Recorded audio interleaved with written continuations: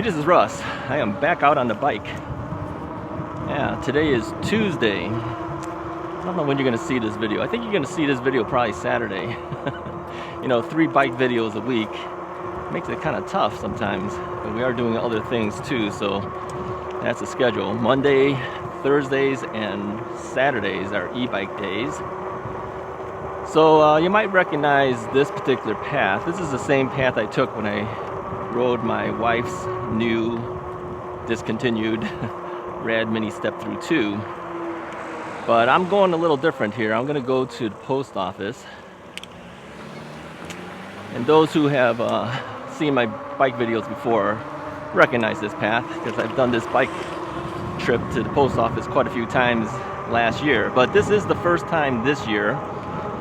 So yeah, I'm looking forward to it. Now I am on the radrover 5. We're at 2,719 miles right now. Now this thing's kind of interesting because this gives me the speed. It says 21, 22, and I am registering 23. And my speedometer showed 23 as well.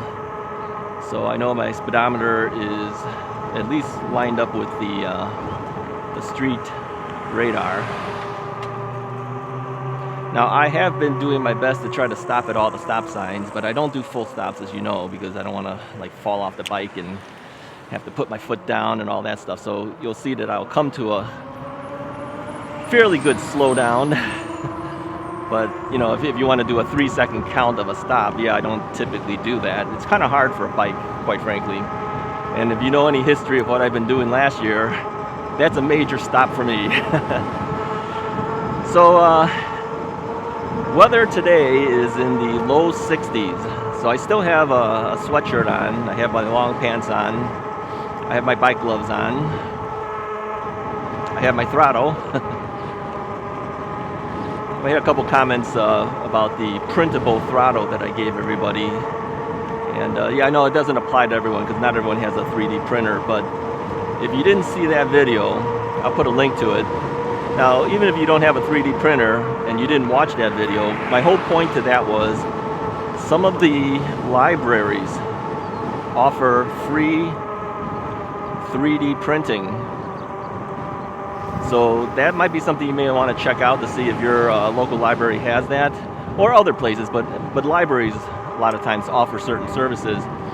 And that throttle, thumb throttle thing was available as a free download. And so if you tried using the library to print it for you, at least for the local library around my area, they just charge you for the plastic that you use, and that throttle cost 50 cents. Thumb throttle, the attachment. So I kind of figured that's probably the least amount you're going to spend on a thumb throttle. So you may want to check that out. Even if you don't have a 3D printer, check your local facilities around you. See if there's places that'll print it for you.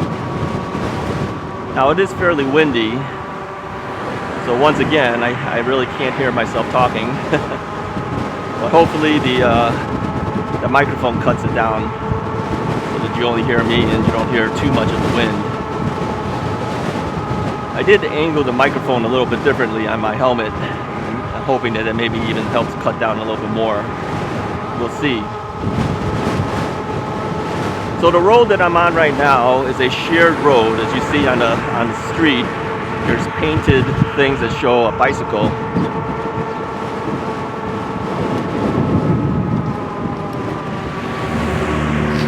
And so the cars have to go around you because there's only one lane here. Now, typically on this lane, I'm not going to go right up to the curb. I've said this before in the past, but again, we have a lot of new people now, so I might as well mention it again. I'll take about 1/3 of the lane, as you can see. You could always look at this thing here, my light. That'll tell you where the center of my bike really is. And the reason I take 1/3 of the lane is because that'll force the people that are driving cars to literally go around me. If you go too far to the curb over here, they'll just squeeze in the same part of the lane and he'll squeeze you over to the curb, to the point where you may actually hit the curb. So you don't want to do that. Now, some drivers are going to be upset that you're in the lane, but you kind of have the right to do it, especially if it's painted like that. Now, you might notice that I'm kind of like in the middle here. The left is a left turn lane, the right is a right turn lane. So to go straight, I have to be in the middle. Now, I've seen some people, they'll go over here by the sidewalk. They'll just ride up to the sidewalk, go across the sidewalk, and then just get back onto the street. I personally think that's more dangerous if you do that, because they don't recognize that you're going to come onto the street, because they think you're actually going to stay on the sidewalk. So I don't do it. I stay on the street itself and let the cars worry about it. Now, I do have my front headlight and rear tail lights blinking. So if you look at the reflection of this Hyundai Accent in front of us, you actually see, you'll see my light blinking on a reflection of his rear. And I do that because I want visibility. I want people to know I'm here. I don't want them not seeing me. And of course, I wear my safety vest as well, so I'm quite visible. If they can't see me after a big yellow vest, blinking lights in front and back, then there's something wrong.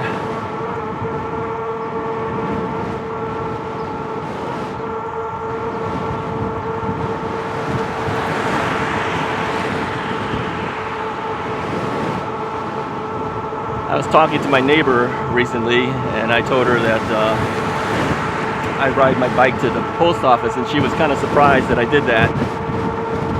And then she was even more surprised when I told her how far I typically go with my bike. I told her that I ride to Morton Grove, and then I also ride to the Botanic Gardens from Morton Grove on the bike path at the North Branch Trail. So it's about a 64-mile ride. So she asked me how I did it. I says, well, I take as many side streets as I can. Sometimes you can't. Sometimes you have to go on the main street. But, you know, with the e-bike, it's not impossible to do. You just have to keep aware of the cars that are around you. There's a car behind me. I signal with my hand signal just to let them know I'm turning.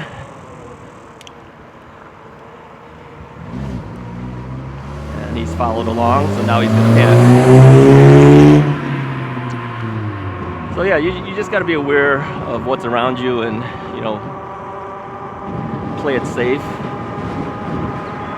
Don't go for what's right. Go for what's safe. There's a difference. Even if you're in the right and someone's cut you off or done something, let them cut you off and then take the safe route.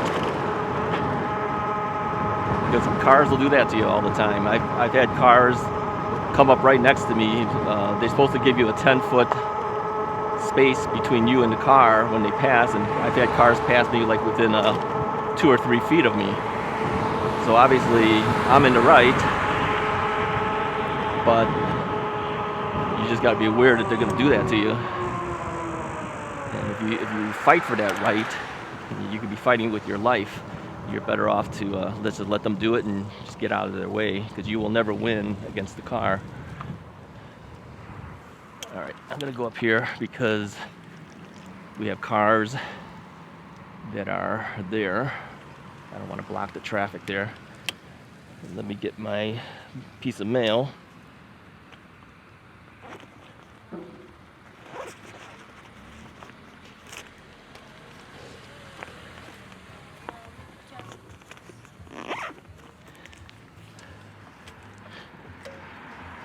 There we go.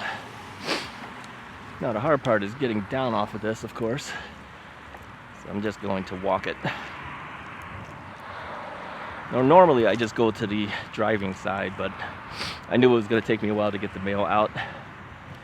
And so I didn't want to impede the cars. So this lady's taking her time.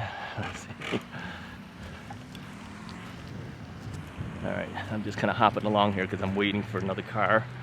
I know you guys can't see it, you're only seeing the straight ahead path. But there's the car.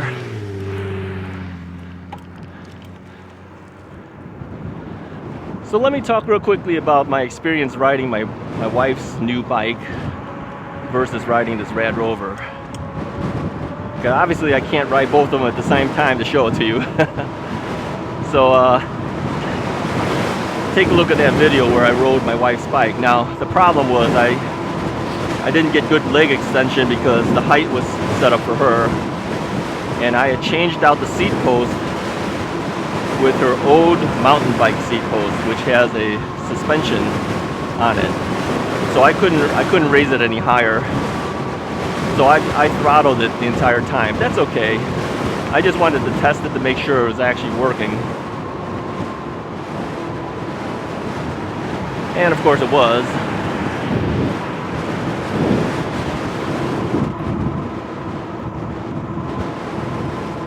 The experience riding that is different than the experience riding this one. The small wheels, I see it as more difficult to ride with, but it does react a lot faster. So if you make a little sudden change of direction, you're going to turn real fast.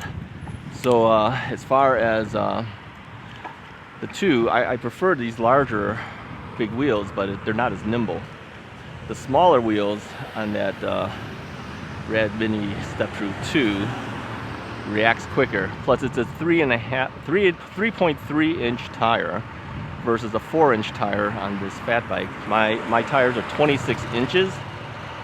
That bike has 20-inch tires. So you can see that the thing is quite a bit different, and I can feel it. I personally feel more secure with this bike than I feel with the other bike. Now, I had some comments, one comment from somebody that was looking at the video on e-bikes for seniors. You know, that video has gotten a lot of mileage. The two big ones that seem to get a lot of mileage is my 2,500 mile video, and the video about things to consider if you're a senior. And so somebody had mentioned that my bike was not suited for me because I had to tilt my bike down a little bit in order to swing my leg over. So I made a comment back to him. I says the reason that happens is because I had a knee replacement and I have a weakened knee and weakened leg. So I don't have an easy time swinging my leg over as easy anymore. Let me also mention too, what messed up my knees for those who are new. I did a lot of Taekwondo. Now think about what Taekwondo is. 70% of it is kicking, and I'm kicking at your head level. So can I swing my leg over? Absolutely can. Even to this day, even though I'm heavy and big, I still have pretty decent flexibility, but I didn't have flexibility when I had the knee replacement done, so I can't do it. So the comment was, he's using the wrong bike, it's not suited for him. Well, maybe not when you have a knee replacement, but as far as is this bike suitable for me? I'm 5'10". My inseam is about 30 and a half inches, something like that. And I do clear the top tube. I'm not bumping into anything. Let's put it that way. I'm not bumping into anything while I'm riding. So or when I'm off of the bike after riding. So yeah, this frame does fit me. It's not like it doesn't. It does fit me. But was it right for me at the time? Well, no, because I had a knee replacement with a weakened leg and weakened knee. Now, people have mentioned too, you're so negative, to the seniors, making us scared about using bikes. I'm not trying to make people scared. What I'm trying to do is make them aware that sometimes, people buy a bike thinking they could do everything that they did when they were in their 20s and 30s, and you can't. I don't care how good physical condition you are, there is some limitations that has happened if you're 65 years old or higher, and you're riding a bike. You can't expect it to be exactly the same as when you were in your 20s and 30s. Okay, now you could be in really good shape, but a lot of us aren't that good in shape anymore. So I just want to bring awareness to people and mention things like that.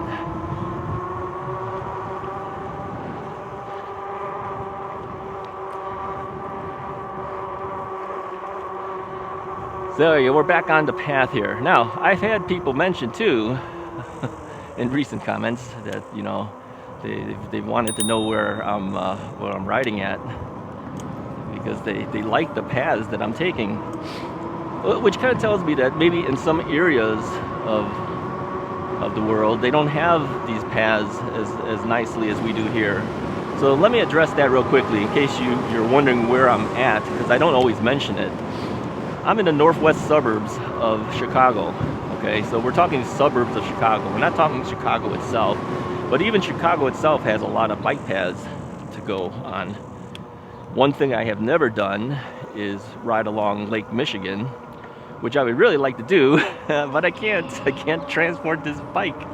As you know, if you've watched any of the most recent e-bike videos, I have a problem transporting this bike because my car won't allow a hitch to be on there safely. People said to do it anyway, but I'm not going to do it. And my wife now has a foldable bike, and I'm hoping to get a foldable bike as well. Let me tell you real quickly how far along I am.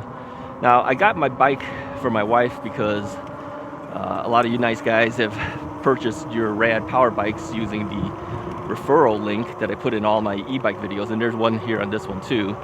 You save $50 when you buy a bike, and they give me $50 for referring you. Okay, and so many of you guys have done it that we were able to afford the bike for my wife. We were short by several $100s, and I paid that out of ourselves, but again, we didn't have to pay the entire amount because of those referral monies that was given to us. And you have to use it at Rad. People would ask me to just try, I'm gonna have to pedal up to get up this hill here.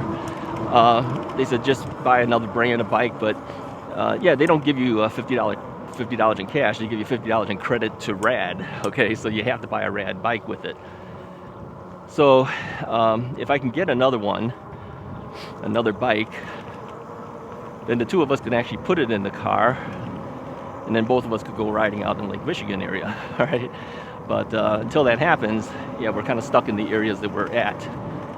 So I am about 50% there for how much money I need to buy Rad Expand 5. Now, Rad Expand 5, as you know, has gone up in price from $12.99 to $14.99. And people have said that at $12.99 it was a good deal. They don't think so at $14.99. Well, here's the thing. I have to buy a Rad. I have no option. And if I want a foldable bike, it's got to be the Expand 5. Now, would I prefer to have the Mini? I think I would. Yeah, if I had an option, I would get the Mini. And they tell me in Canada the Mini is still available. So if you're up in Canada, sadly you cannot use my referral link, because it only works for US, I guess. But the Mini, from reports from other users, have said that it's available still there. So between the two, you're going to get suspension, front suspension, and the components might be a little bit nicer. So yeah, between the two, I think I'd get the Mini, if you can. Get the Step Through 2. Rad Mini Step Through 2. I think you get more for your money.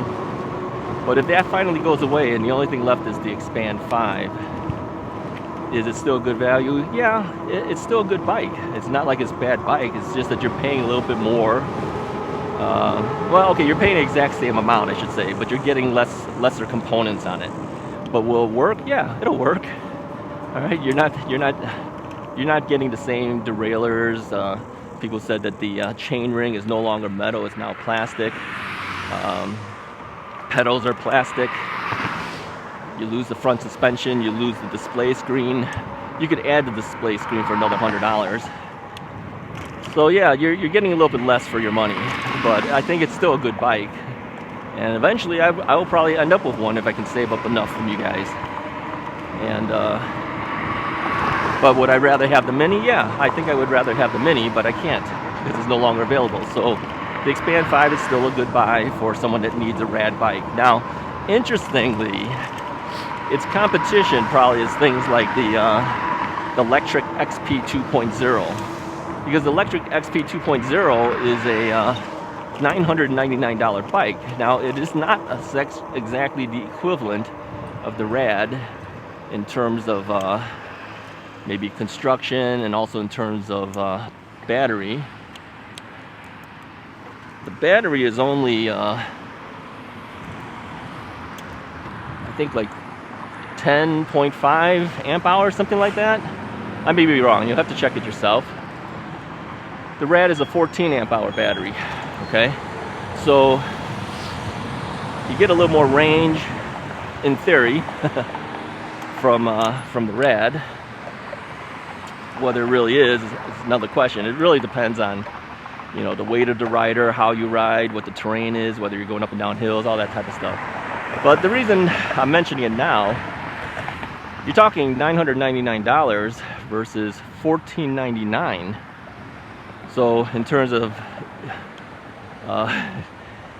if they had to keep the Rad Mini in the line and had to raise the price to, let's say, $1,799, you know, just to make the same amount of money, who's going to buy that bike when you got a competition's bike that's like $999? And then Electric just announced a new bike called the Electric XP Lite, $799. Okay, now I took a quick look at it. I didn't look at all the specifics of it, but from what I saw on the website, it looks like it's a lighter frame. The weight is lighter, but the two things I noticed right away was the battery's smaller. I mean, it's even smaller than the 10.5 amp hour battery that they have on the regular XP. And it's not even a 500 watt motor, it's 300 watts. So would I recommend that bike? For me, I would say no. I think you need a little bit bigger motor and a little bit more range with the battery, because I think somebody mentioned that a lot of the Electric XP riders have range anxiety. I know what that's all about. I had range anxiety for a long time until I changed out my batteries to the 52 volt 20 amp hour battery that I'm running right now. Those are the Chinese batteries. And you know, I've had an issue with one of my batteries already too, because my battery management system board, the BMS board, is problematic. So they sent me another board, but they sent me the wrong board. I mean, that's really pitiful that they don't even know which board to send me. Took a photo of them, sent it back to China, and they apologized and says, we'll send you out another board. Well, yeah. Here's a funny story. Okay, it's not that funny, but I was telling you guys that the problem I've had with the Unipack Power Company is they're very responsive, but they take forever to do anything. So I emailed them and said, hey, you gave me the wrong board. Here's a photo of what you gave me. Here's a photo of what's on my bike. So they send back, oh, we're very sorry, we'll send another board. And by the way, is your address still whatever my address is? So I had to respond back, said, yes, it's still the same address. I mean, really, come on, think about it. Would I have moved away from that address in a week since you sent me out the board and not tell you to send me a new board to the new address? Come on. So that just ate up another day. It's always a back and forth thing with them. Is they like, come on, act a little bit and just send the board out. Come on, the guy has not moved within a week. Crazy. Anyways, so yeah, I know fully about what range anxiety is because I had that. And so I switched out my batteries. I had to do some surgery to my bike in order for the battery to work with it. I had to change the cabling a little bit so that it could accept the wires from my current battery and everything. It's okay, that wasn't that hard to do, but it does require a little bit of electrical work. So I ended up buying two batteries from them, two triangle batteries, one which is on my bike in the triangle of the bike, and the other one sits on top of the rear rack. And then I do not run them in parallel. I think running them in parallel, a lot of people like doing that, but you know, whenever we hear about battery fires and everything, it seems to be a lot of these guys who have run it in parallel, when they charge it up, that's when things start blowing up. I don't personally think you should do that. My personal feeling, and again, you can do what you want, but this is just my feeling on it. Run them one by one. When the one battery runs down, get off your bike, unplug it, replug in the other new battery, and run again. It doesn't take that long. How much did you lose in time? A minute? If that? I've been known to be able to change this thing out in about 30 to 40 seconds. That's not going to kill me, all right? All right, I can smell a lot of smoke going on here. They must be doing some type of control burn. It's really smoky out here. Oh yeah, it's really smoky out here. I could see a sign ahead of us. I don't know what the sign says. Let's go up and see what it says. But man, there's a lot of smoke here. I can smell it. So which means I might not stay on this path. We'll have to see. Let's see what it says. Because now they got me curious. Oh man, it's major smoke going on. Should we ride through the smoke? All right, let's see.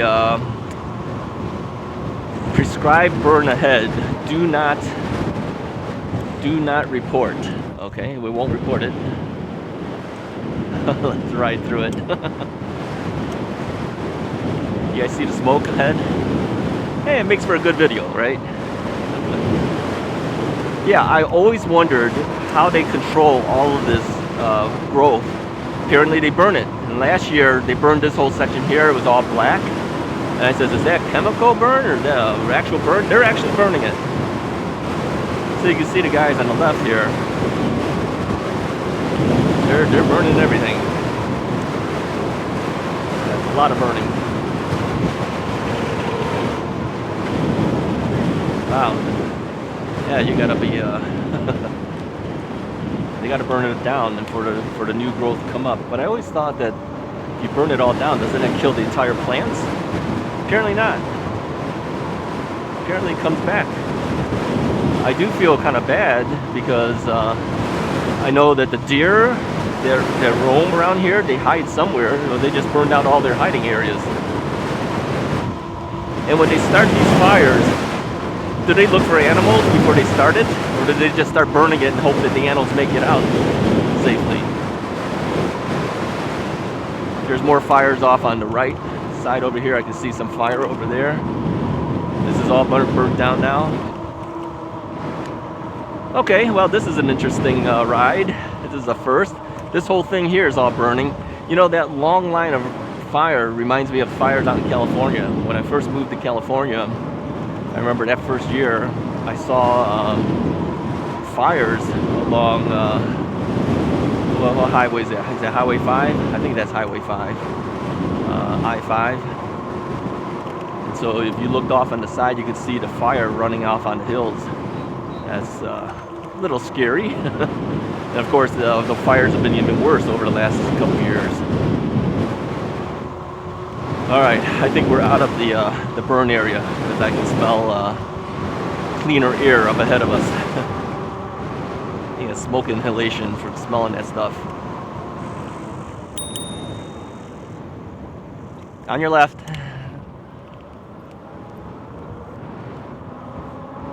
Yeah, the lady didn't move. Makes you wonder sometimes.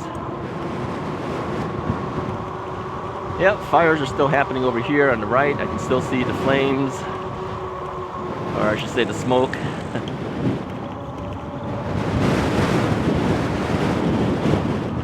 Alright, they got more burning up ahead.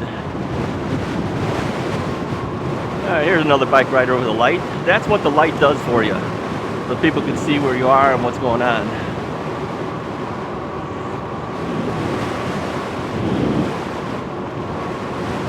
That's the safety of it. So I bought this light here last year. Didn't get to use it until this year. Well, a little bit last year maybe. But the constant blinking is like 800 lumen. 800 lumen when it's blinking. The one that comes with the Rad, I think it said it was 80 lumen. So you can see the difference in power level. Sorry, I had to blow off a bug off of my sunglasses. Now I can't get my sunglasses back on. There we go.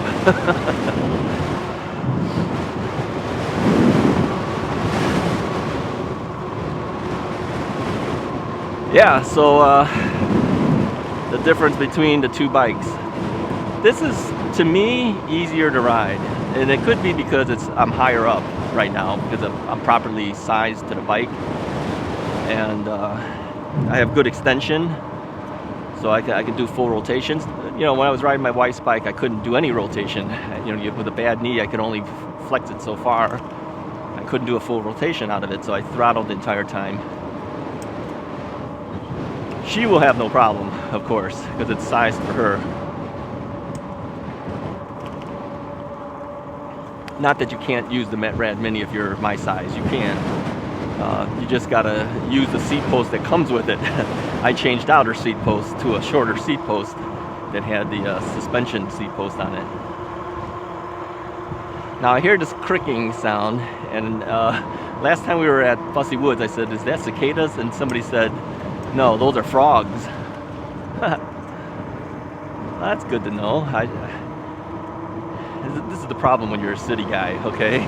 You don't know all these things. I didn't know what frogs sound like out in the wild. Now I know. It's a deeper sound than a cicada sound. All right, so.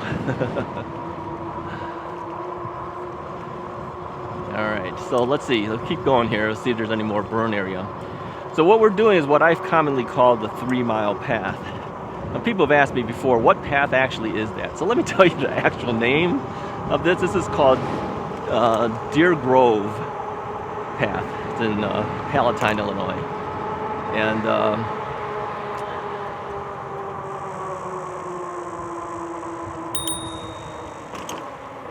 on your left.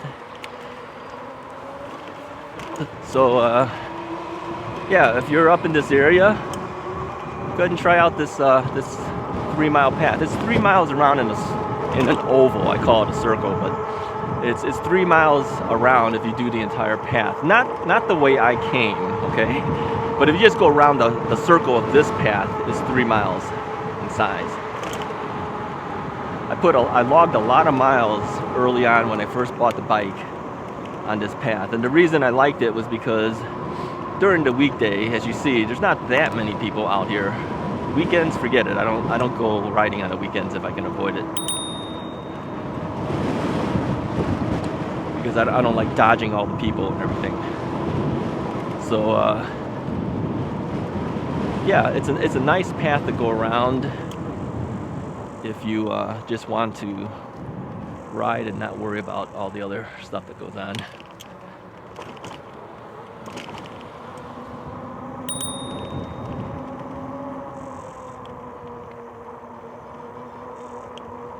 Thank you. So yeah, I logged a lot of miles as I was learning how to ride the bike on this path. I think when my wife finally starts to ride her bike, because she hasn't ridden it yet, she wants to wait until it's not cold out. Yeah, she's not the same kind of bike enthusiast as me. You know, I ride in the cold, I ride whatever. But yeah, when she finally rides, I think I'm gonna take her here first, because you can learn your bike easier on something like this. Now, of course, we have to get here. That's the other issue. And you do have to take some streets and things to get here, but otherwise you can ride around something like this and not worry too much about cars and things. All right, prescribed burn ahead. Yeah, I think the only area that might be burning is where we originally first passed it.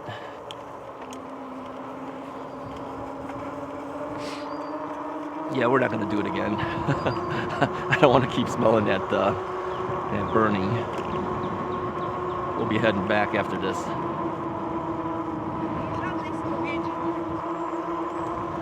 So yeah, this whole area was all black last year at the end of the season. So we can see it's actually growing back up again. Even though they burned it, the green is starting to come back up again.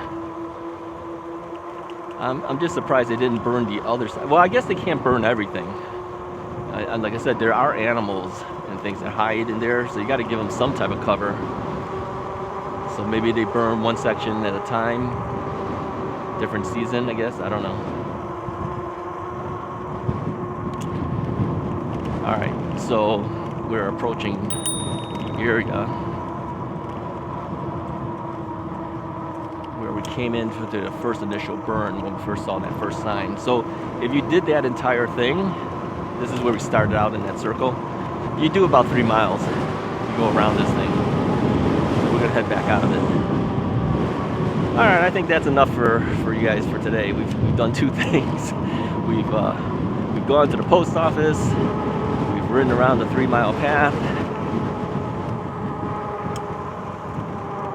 Yeah, according to my odometer right here, it says that we did 9.6 miles or so already.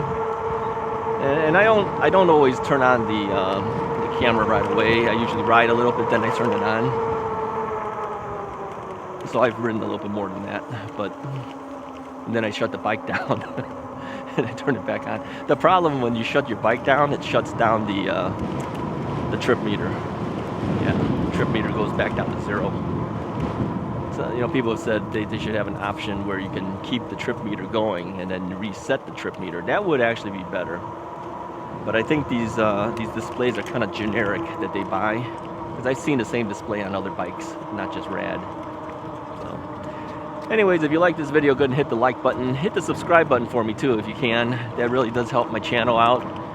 The last I saw, I am like 2 subscribers short of 2,400 subscribers. By the time you see this video, of course, it's going to be past that at this point, because you're not going to see this video right away. This is the problem with just three videos a week for e-biking.